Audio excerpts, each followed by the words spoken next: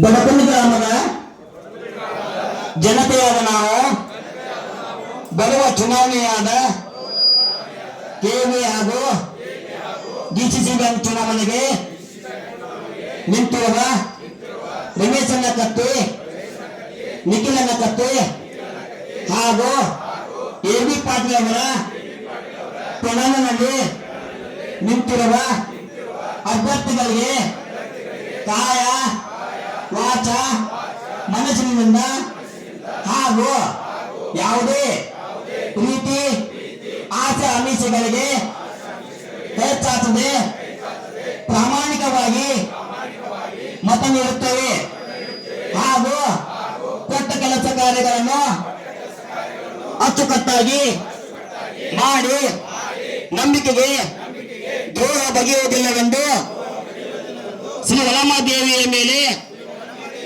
ಆಣೆ ಮಾಡಿ ಈ ಮೂಲಕ ಪ್ರಮಾಣ ಮಾಡುತ್ತೇವೆ. Thank you.